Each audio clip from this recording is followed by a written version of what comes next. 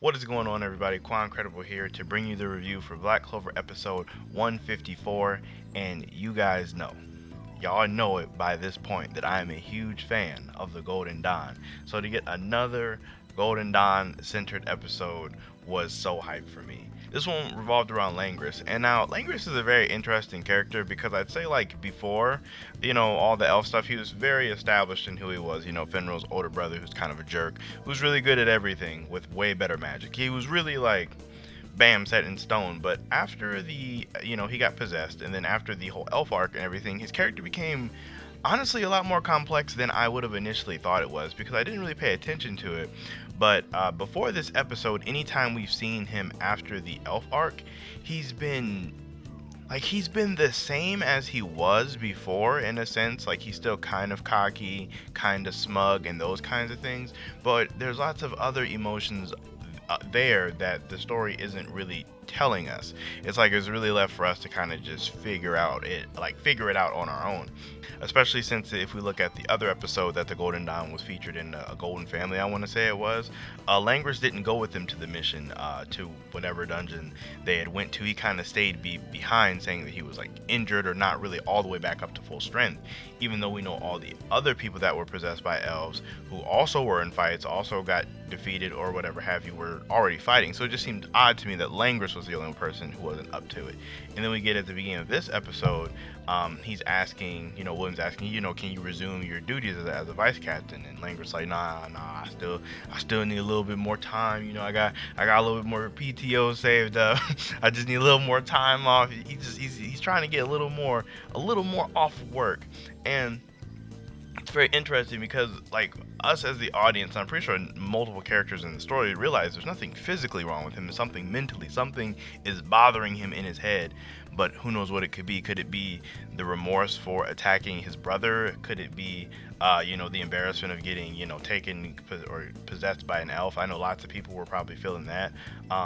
It could be a combination. It could be somewhat of a inferiority thing, seeing as how well is doing in comparison to him.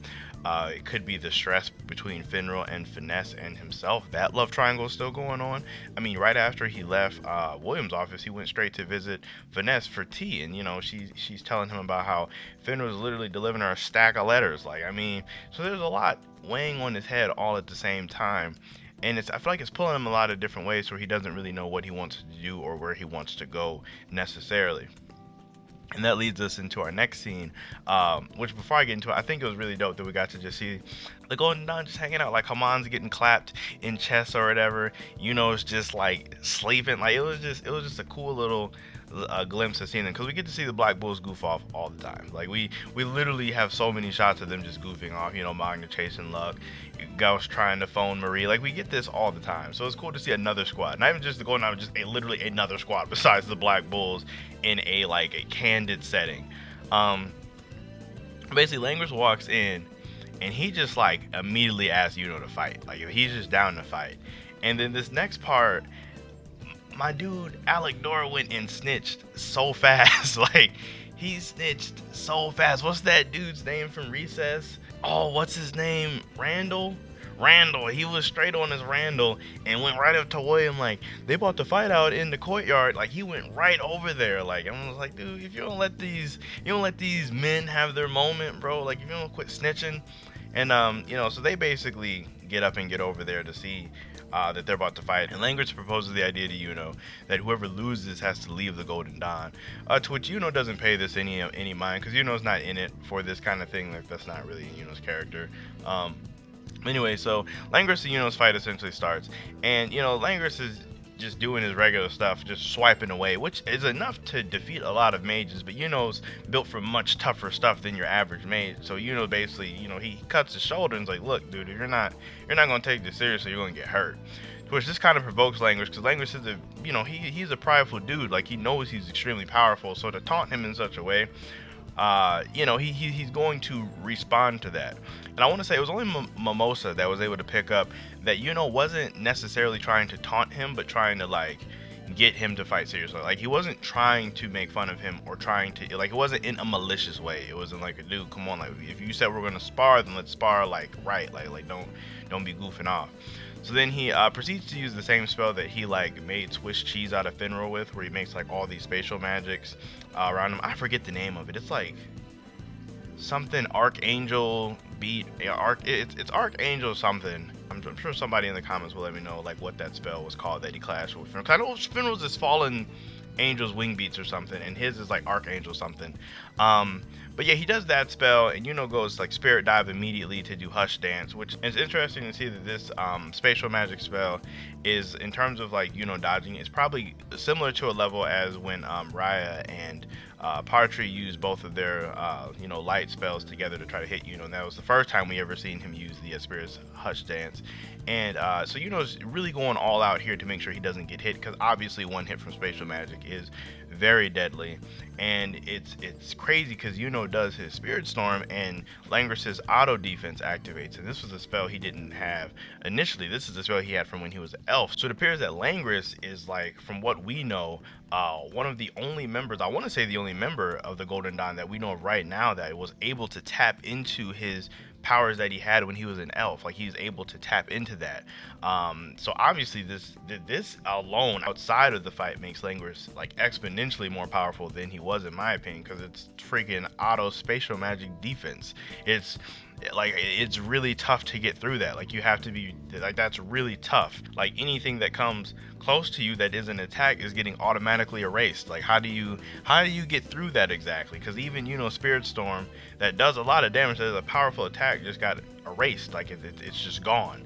So that doesn't necessarily stop from finding a way to get through it, though. After being basically barraged by a swarm of like spatial magic, he's able to create an after image, which I had no idea could do. I don't know if this is a spell or if this is just a pure speed feed, but he's able to blitz to Langris with the Sword of Zephyr and basically like be right up on his neck, effectively making him win. What this means for the auto defense is that I'm assuming the auto defense isn't necessarily as reactive as a lot of people may have thought it was in the elf arc, or as we may think it is just from hearing the term auto defense. I really feel like it's more than likely limited to Langris's perception, meaning like if the attack is so much faster than what Langris could even perceive, it's not just going to activate automatically. Like, it's not like a spidey sense, you know what I mean? Like, it's not like if Langris has no idea what's going on, there's something dangerous coming towards him, is going to activate. I feel like Langris has to at least be somewhat aware of the attack, which I feel like is a very fair, reasonable thing to be. Like, we don't need Langris to be Gojo now. He don't need to be on that level where you just automatically can't reach him. He don't need to be Gojo. The man is broken. So you don't need to be Gojo. Shouts out to anybody who's checking out Jujutsu Kaisen right now. It is hype. But anyway, so Langris loses essentially, and he's like, I said I was gonna leave the Golden Dawn, so now I'm gonna leave. And it's like, I never really agreed to that, bro. I just wanna really fight you serious someday, which is like amazing. Like, the timing of this episode with everything, it was just a really good moment, because we haven't seen Langris connect to any characters outside of what his character arc has, which is just Finral and Finesse. We haven't really seen him connect to other characters, so it's cool to see like that bridge between him and happen. And towards the end of the episode, when he's meeting up with William's like, I knew you were trying to get out of here, bro. Like, you didn't have to create this huge excuse. Which it's funny, because it seems like people like Finesse and people like William are really good at reading people, so that they definitely knew. Basically with this, Langris is all prepped for his journey. I'm assuming this is going to be a journey for like training as well as mental enlightenment. Just kind of, he wants to, achieve something that he can't achieve here. He really just wants to figure himself out, which I totally get. We all need to figure ourselves out at some point or another.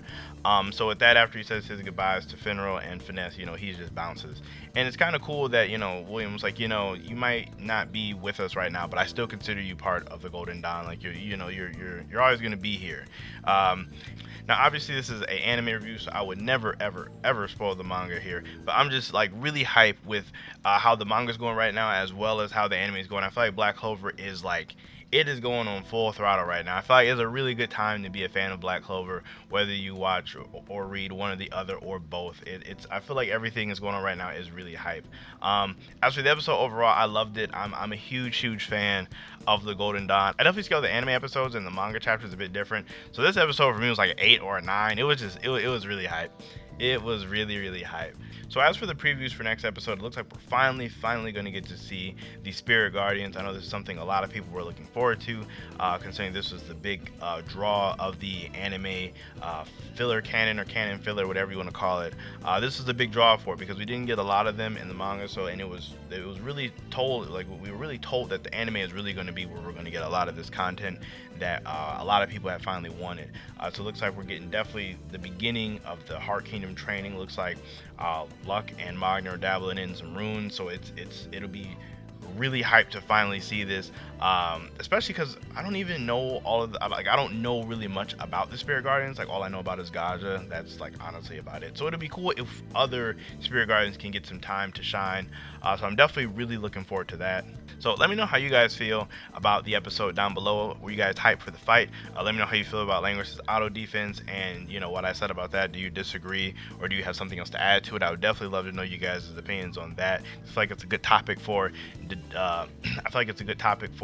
a discussion. Also, the subject matter of winning. Do you think it was like a true win? I personally consider it a true win. I don't think if Langris was very serious from the start, too much would have changed. But I would always love to see you guys' opinions on that down below, on who you guys think would have won had Langris been serious from the very beginning. So make sure you guys like the video as well as subscribe to the channel. I really do appreciate all of the support, and you guys enjoy the rest of your day, and I will see you in my next video.